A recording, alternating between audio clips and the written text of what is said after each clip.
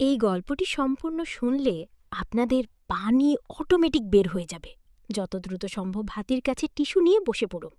বিছানার চাদর যেন নষ্ট না হয় সেটা সম্পূর্ণ খেয়াল রাখার অনুরোধ জানিয়ে গল্পটি এখন শুরু করব। তার আগে সর্বশেষ অনুরোধ, দয়া করে এমন পানি বের করার গল্প নিয়মিত শুনতে আমাদের চ্যানেলটি সকলেই সাবস্ক্রাইব করুন। ধন্যবাদ। হ্যালো বন্ধুরা, আমার নাম মিতালি সেনগুপ্তা। আমার বয়স 40 বছর। আমার স্বামীর নাম দিবাশিস সেনগুপ্তা, বয়স 43 বছর। আমাদের 2 সন্তান, রাহুল 17 বছর বয়সী, কলেজে পড়ে। পিয়া 10 বছর বয়সী, স্কুলে যায়। আমাদের সবার জীবন ছিল খুবই স্বাভাবিক, যতক্ষণ না সেই ভয়াবহ রাতটা এসে আমার পুরো জীবনটাকে উলটপালট করে দিল। গত সপ্তাহে আমার ছোট বোনের অ্যাক্সিডেন্ট হয়। আমরা সবাই হাসপাতালে ছুটে গেলাম রাত 2টোর সময়। ডাক্তার বললেন অপারেশন হবে। আমার স্বামী বাইরে গাড়িতে ঘুমিয়ে পড়েছিল। শ্বশুরজি আমার সাথে করিডোরে বসে রইলেন। চারপাশে মৃত্যুর মতো নীরবতা, শুধু দূরে অ্যাম্বুলেন্সের শব্দ। তিনি হঠাৎ আমার হাত ধরলেন, বললেন, চিন্তা করো না, সব ঠিক হয়ে যাবে। আমি তার দিকে তাকালাম। তার চোখে এক অদ্ভুত চাউনি। কিছুক্ষণ পর তিনি উঠে দাঁড়ালেন, বললেন, চলো একটু হেঁটে আসি, এখানে বসে থাকলে আরও টেনশন লাগবে। আমরা হাসপাতালের ছাদে গেলাম। শীতল বাতাস বইছিল। তিনি রেলিংয়ের পাশে দাঁড়িয়ে বললেন, জীবন কত ছোট, তাই না? যে কোনো মুহূর্তে সব শেষ হয়ে যেতে পারি। আমি মাথা নাড়লাম। তিনি আমার দিকে ঘুরলেন, বললেন, তাই আমি আর উপেক্ষা করতে চাই না। আমি বুঝতে পারলাম না কি বলছেন তিনি। আমার কাছে এসে ফিসফিস করে বললেন, তুমি জানো, আমি প্রথম দিন থেকেই তোমাকে ভালোবেসে ফিরেছিলাম। যেদিন তুমি এই বাড়িতে এসেছিলি লাল শাড়ি পরে, আমার শ্বাস বন্ধ হয়ে এলো। তিনি চালিয়ে গেলেন।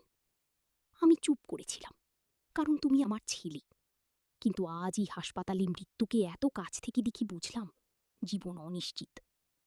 তিনি আমার 2 হাত ধরে বললেন, আমি তোমাকে চাই, শুধু একবার বলো তুমি রাজি আছো কিনা। আমরা এই সকল ছেড়ে চলে যাব, নতুন পরিচয় বিয়ে করব। আমার হয় তোমার। আমার ভিতরে এক ঝড় বই গেল। মনে একটা তীব্র আকর্ষণ অনুভব করলাম, যা আমি কখনো স্বীকার করিনি। কিন্তু মুখে কাঁপা গলায় বললাম, বাবা, এটা ঠিক না। আমি কিভাবে এমন করতে পারি? এই গল্পটি সম্পূর্ণ শুনলে আপনাদের পানি অটোমেটিক বের হয়ে যাবে। সো যত দ্রুত সম্ভব হাতের কাছে টিস্যু নিয়ে বসে পড়ো। বিছানার চাদর যেন নষ্ট না হয় সেটা সম্পূর্ণ খেয়াল রাখার অনুরোধ জানিয়ে গল্পটি এখন শুরু করব। তার আগে সর্বশেষ অনুরোধ, দয়া করে এমন পানি বের করার গল্প নিয়মিত শুনতে আমাদের চ্যানেলটি সকলেই সাবস্ক্রাইব করুন। ধন্যবাদ। হ্যালো বন্ধুরা, আমার নাম মিতালি সেনগুপ্তা। আমার বয়স 40 বছর। আমার স্বামীর নাম দিবাশিস সেনগুপ্তা, বয়স 43 বছর। আমাদের 2 সন্তান, রাহুল আর পিয়া। রাহুল 17 বছর বয়সী, কলেজে পড়ে। পিয়া 10 বছর বয়সী, স্কুলে যায়। আমাদের সবার জীবন ছিল খুবই স্বাভাবিক, যতক্ষণ না সেই ভয়াবহ রাতটা এসে আমার পুরো জীবনটাকে উলটপালট করে দিল। আমার ছোট বোন রিয়ার অ্যাক্সিডেন্ট হওয়ার পর থেকে আমার শ্বশুর মানিকবাবু আমার প্রতি কেমন যেন অদ্ভুত আচরণ করতে শুরু করলেন। তার বয়স ছিল 65 বছর, কিন্তু দেখতে 50 বছরের মতো লাগত। লম্বা সুগঠিত শরীর, ধবধবে সাদা চুল আর দাড়ি। চোখের দৃষ্টি এতটাই তীক্ষ্ণ ছিল যে যার দিকে তাকাতেন সে অস্বস্তি বোধ করত। সেই রাতে হাসপাতালের ছাদেই তিনি আমার কাছে তার মনের কথা বললেন। আমি অবাক হয়ে গেলাম, কিন্তু তারপরেই তিনি এমন একটা কথা বললেন যা শুনে আমার মাথা ঘুরে গেল। তিনি বললেন, তুমি জানো না আমি আসলে কি। আমি যা তুমি দেখছ তার চেয়ে অনেক বেশি কিছু। আমি জিজ্ঞেস করলাম, মানে আপনি কি বলতে চাইছেন? তিনি গভীর দৃষ্টিতে আমার দিকে তাকিয়ে বললেন, তুমি কি জানো আমার আসল নাম মানিকবাবু নয়, আমার আসল নাম মানিকত্ন সিংহ। আমি একজন প্রত্নতত্ত্ববিদ ছিলাম 40 বছর আগে। একটা প্রাচীন মন্দির আবিষ্কার করেছিলাম, যেখানে লুকিয়ে ছিল অসংখ্য ধনসম্পদ। কিন্তু সেই ধন নিয়ে ফেরার পথে আমার দলের সবাই মারা যায়, শুধু আমি বেঁচে ফিরি। আমি হতবাক হয়ে গেলাম। তিনি চালিয়ে গেলেন। সেই মন্দিরে একটা অভিশাপ ছিল, যে ধন সেখান থেকে নিয়ে আসবি তার পরিবারে বিপদ আসবে। আমি তখন যুবক ছিলাম, বিশ্বাস করিনি। কিন্তু ফিরে আসার পর আমার প্রথম স্ত্রী মারা যান। তারপর আমার ছেলে, মানে তোমার স্বামীর বড় ভাই, অদৃশ্য হয়ে যায়। সেই থেকে আমি বুঝলাম অভিশাপটা সত্যি। আমার গা শিউরে উঠল। তিনি বললেন, তোমার ছোট বোনের অ্যাক্সিডেন্ট কোনো সাধারণ দুর্ঘটনা নয়, এটা সেই অভিশাপের ঔষধ, এবং পরবর্তী টার্গেট হচ্ছে তুমি। আমি কাঁপতে কাঁপতে বললাম, কি বলছেন, এসব কি সত্যি? তিনি মাথা নাড়লেন, বললেন, আমি তোমাকেই শহর থেকে নিয়ে যেতে চাই, কারণ এখানে থাকলে তুমি বিপদে পড়বে।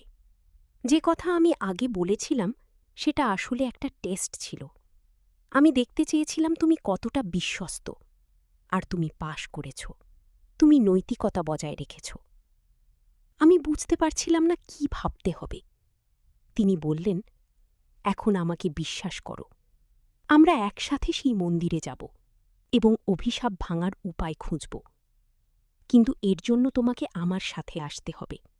তোমার স্বামী বা বাচ্চারা জানতে পারবে না, কারণ এই অভিশাপ শুধু পরিবারের মহিলাদের টার্গেট করে। আমার মন বলছিল এটা পাগলামি, কিন্তু আমার বোনের অবস্থা দেখে আমার ভয় হচ্ছিল। তিনি বললেন, তুমি যদি না আসো তাহলে তোমার মেয়ে পিয়া পরবর্তী শিকার হবে। আমি মিথ্যা বলছি না, আমার কাছে প্রমাণ আছে। তিনি হাত থেকে পুরনো একটা ডায়েরি বের করলেন। সেখানে লেখা ছিল বিভিন্ন তারিখ এবং ঘটনা।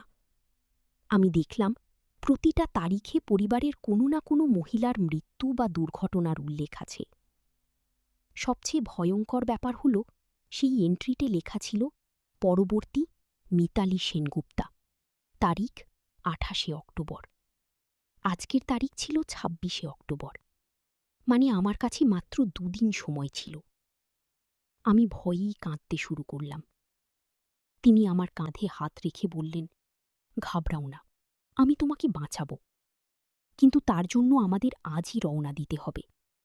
সেই মন্দির এখান থেকে 700 কিলোমিটার দূরে, পূর্ব ইন্ডিয়ার এক গভীর জঙ্গলে। আমি বললাম, কিন্তু আমি কিভাবে যাব, আমার স্বামী, বাচ্চারা? তিনি বললেন, তুমি বলবে তোমার এক বন্ধু অসুস্থ, তাকে দেখতে কলকাতা যাচ্ছি। আমি বলবো এক পুরনো বন্ধুর সাথে দেখা করতে যাচ্ছি। আমরা আলাদা আলাদা যাব, কিন্তু একটা নির্দিষ্ট জায়গায় মিলিত হব। আমি ভাবতে থাকলাম, একদিকে আমার পরিবার, অন্যদিকে আমার জীবন এবং আমার মেয়ের নিরাপত্তা। শেষ পর্যন্ত আমি রাজি হলাম। আমি বললাম, ঠিক আছে, আমি যাব।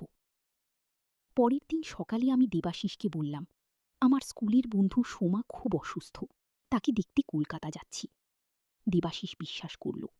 মানিকবাবুও তার ছেলেকে বললেন, এক পুরনো বন্ধুর সাথে দেখা করতে যাচ্ছেন।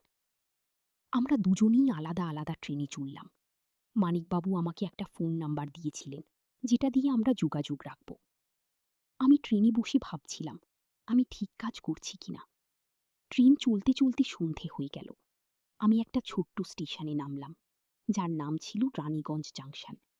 স্টেশনের বাইরে মানিকবাবু একটা পুরনো জিপ নিয়ে দাঁড়িয়েছিলেন। আমি জিপে উঠলাম। তিনি বললেন, এখান থেকে আমাদের জঙ্গলের ভেতর দিয়ে যেতে হবে, রাস্তা খুবই খারাপ, প্রস্তুত থেকো। জিপ চলতে শুরু করল। চারপাশে ঘন জঙ্গল, কোনো মানুষের চিহ্ন নেই, শুধু পাখির ডাক আর গাছের পাতার খসখস শব্দ। আমার মন খারাপ হতে লাগলো। আমি ভাবলাম, আমি কি করছি। কিন্তু আমার মেয়ের মুখ মনে পড়তে সাহস পেলাম। প্রায় 3 ঘন্টা চলার পর আমরা একটা পুরনো বাংলোর সামনে এসে থামলাম। মানিকবাবু বললেন, এখানে আমরা রাত কাটাব, কাল সকালে মন্দিরের দিকে রওনা হব। বাংলোটা দেখতে ভয়ঙ্কর লাগছিল। ভাঙা দরজা, ভাঙা জানালা। ভিতরে ঢুকতেই একটা বাসি গন্ধ পেলাম। মানিকবাবু একটা মোমবাতি জ্বালালেন। ম্লান আলোয় দেখলাম ঘরের ভেতর পুরনো আসবাবপত্র ছড়িয়ে ছিটিয়ে আছে। তিনি বললেন, এই বাংলো ছিল আমার দলের বেস ক্যাম্প 40 বছর আগে। এখানে থেকেই আমরা মন্দির খুঁজতে যেতাম। শেষবার যখন আমি এখানে এসেছিলাম তখন আমার সাথে ৫ জন সঙ্গী ছিল। ফিরে এসেছিলাম শুধু আমি একা। আমি জিজ্ঞেস করলাম, তারা কিভাবে মারা গেল? তিনি দীর্ঘশ্বাস ফেললেন। বললেন, মন্দিরে ঢুকতে সময় নানা ধরনের ফাঁদ ছিল। একজন বিষাক্ত তীরের আঘাতে মারা গেল, আর একজন গভীর গর্তে পড়ে মারা গেল। বাকি ৩ জন, তাদের মৃত্যু আরও ভয়ঙ্কর ছিল। তারা অভিশাপের শিকার হয়েছিল। তাদের শরীর থেকে রক্ত বেরিয়ে গিয়ে তারা শুকিয়ে মারা গিয়েছিল। আমার গা শিউরে উঠল। তিনি বললেন, তাহলে আমরা এখন কি করব? আমরাও তো মারা যেতে পারি। তিনি মাথা নাড়লেন, বললেন, না, আমি এবার প্রস্তুত। আমার কাছে মন্দিরের পুরো ম্যাপ আছে। আমি জানি কোথায় কোন ফাঁদ আছে। আমি জানি অভিশাপ ভাঙার উপায়ও। তিনি একটা পুরনো চামড়ার ব্যাগ থেকে একটা ছেঁড়া কাগজ বের করলেন। সেখানে হাতে আঁকা একটা ম্যাপ ছিল। তিনি বললেন, এই ম্যাপ অনুসরণ করে আমরা মন্দিরের গর্ভগৃহে পৌঁছাতে পারব। সেখানে একটা প্রাচীন মূর্তি আছে। তার সামনে একটা বিশেষ পুজো করতে হবে, তবেই অভিশাপ ভাঙবে। আমি জিজ্ঞেস করলাম, কিন্তু পুজো করার জন্য কি কি লাগবে? তিনি বললেন, একজন পবিত্র মহিলার রক্ত। তুমি পবিত্র, কারণ তুমি পরিবারের প্রতি বিশ্বস্ত। তুমি আমার প্রস্তাব প্রত্যাখ্যান করেছিলে। তোমার রক্তই পারবে এই অভিশাপ ভাঙতে। আমি চমকে উঠলাম। আমি বললাম, মানে আমার রক্ত দিতে হবে? তিনি বললেন, হ্যাঁ, কিন্তু বেশি না, শুধু কয়েক ফোঁটা। এতে তোমার কোনো ক্ষতি হবে না। আমি একটু ভয় পেলাম, কিন্তু রাজি হলাম। মানিকবাবু তারপর রান্নার ব্যবস্থা করলেন। তিনি আগে থেকেই শুকনো খাবার এনেছিলেন। আমরা দুজনে মিলে খেয়ে নিলাম। রাতে ঘুমাতে গিয়ে আমার অনেক চিন্তা হচ্ছিল। আমি ভাবছিলাম, আমার পরিবার এখন কি করছে? দিবাশিস কি ভাবছে? আমি কোথায়? বাচ্চারা কি আমার জন্য মিস করছি? কিন্তু তারপরেই আমার মনে হলো, আমি তাদের জন্যই তো এটা করছি, তাদের বাঁচানোর জন্য। পরের দিন খুব ভোরে ঘুম ভাঙল। মানিকবাবু তখনই উঠে গিয়েছিলেন এবং জিপ তৈরি করছিলেন। আমরা দুজনে চা বিস্কুট খেয়ে রওনা হলাম। জিপ প্রায় ২ ঘণ্টা চলল। তারপর রাস্তা শেষ হয়ে গেল। মানিকবাবু বললেন, এখান থেকে আমাদের হেঁটে যেতে হবে, প্রায় ৫ কিলোমিটার। আমরা হাঁটা শুরু করলাম। জঙ্গল ক্রমশ আরও ঘন হতে লাগল। গাছের ডালপালা এত বেশি ছিল যে সূর্যের আলো মাটিতে পৌঁছাচ্ছিল না। চারপাশে অন্ধকার। মানিকবাবু একটা টর্চ জ্বালিয়ে সামনে এগিয়ে যাচ্ছিলেন। হঠাৎ তিনি থেমে গেলেন। তিনি ফিসফিস করে বললেন, সাবধান, এখানে বন্য পশু থাকতে পারে, শব্দ করো না। আমরা খুব ধীরে ধীরে এগোতে লাগলাম। হঠাৎ একটা গর্জন শোনা গেল। আমার হৃৎস্পন্দন বেড়ে গেল। মানিকবাবু বললেন, বাঘ কিন্তু দূরে আছে, চিন্তা করো না। আমরা আরও কিছু দূর গিয়ে একটা বড় পাথরের দেওয়াল দেখতে পেলাম।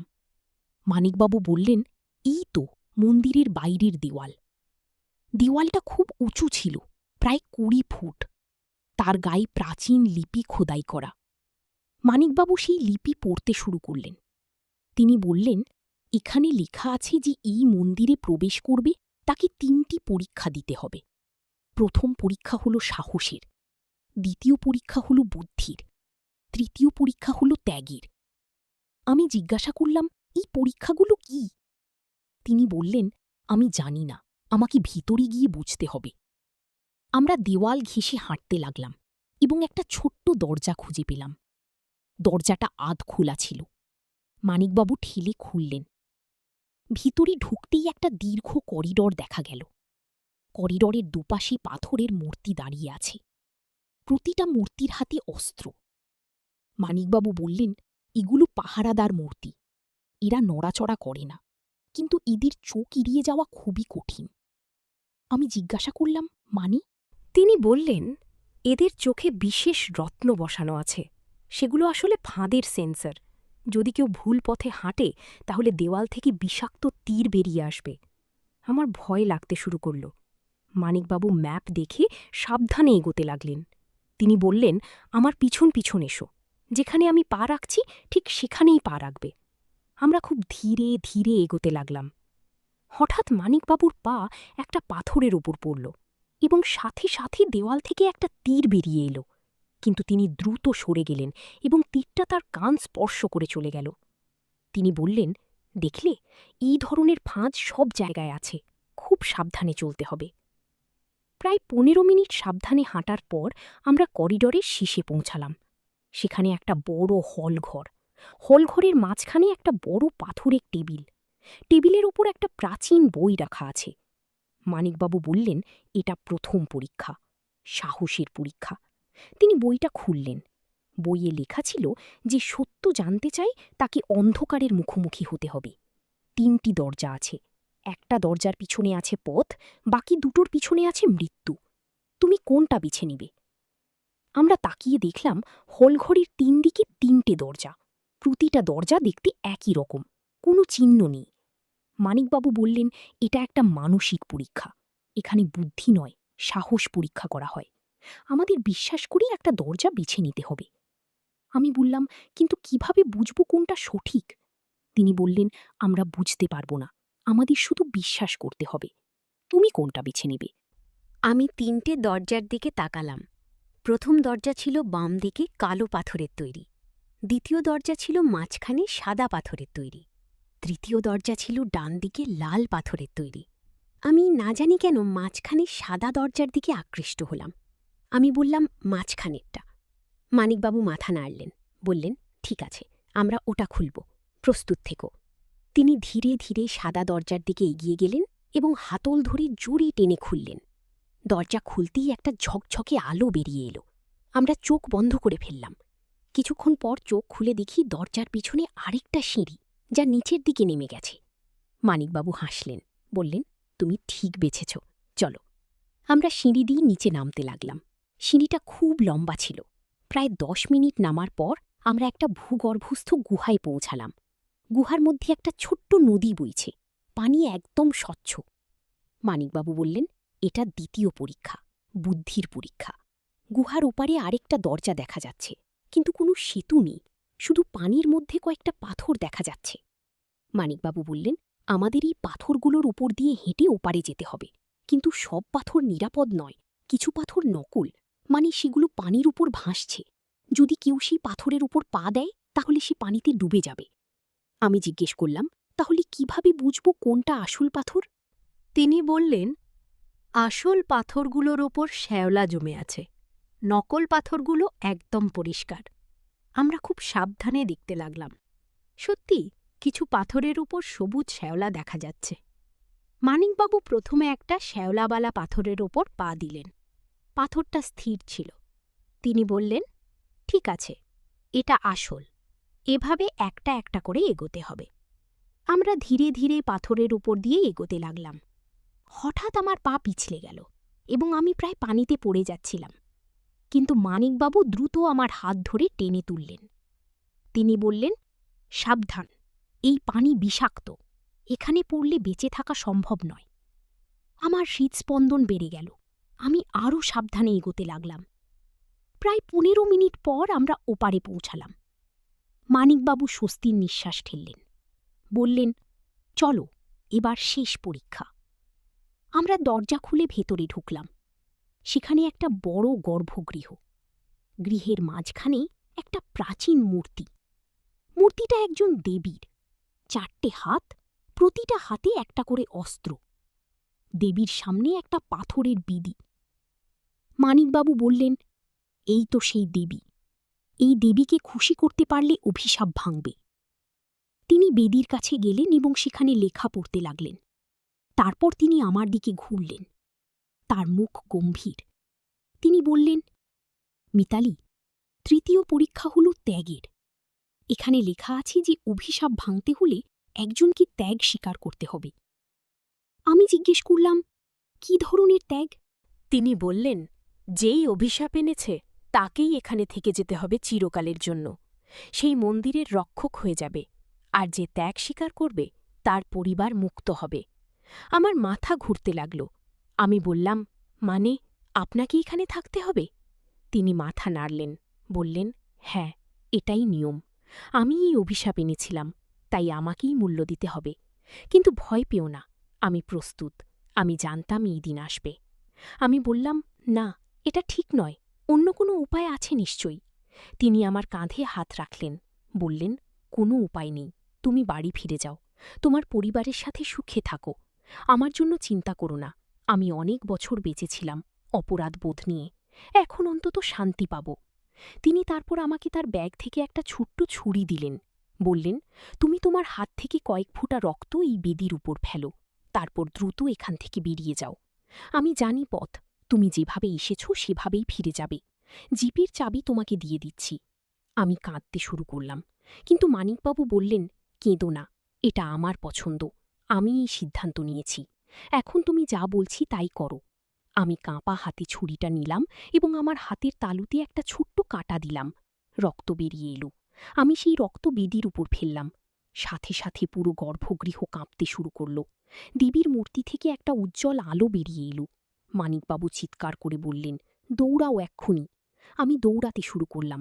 পিছন ফিরে দেখলাম মানিকবাবু দেবীর সামনে হাঁটু গেড়ে বসে আছেন। তার চারপাশে একটা সোনালি বৃত্ত তৈরি হচ্ছে। আমি কাঁদতে কাঁদতে দৌড়াতে লাগলাম।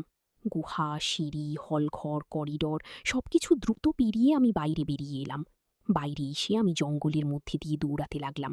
প্রায় 1 ঘন্টা দৌড়ানোর পর আমি জিপের কাছে পৌঁছালাম। আমি জিপে উঠে ইঞ্জিন স্টার্ট দিলাম এবং দ্রুত সেখান থেকে বেরিয়ে এলাম। আমি ট্রেনে চড়ে বাড়ি ফিরলাম। বাড়িতে এসে দেবাশিস জিজ্ঞেস করল, কেমন ছিল সোমার অবস্থা।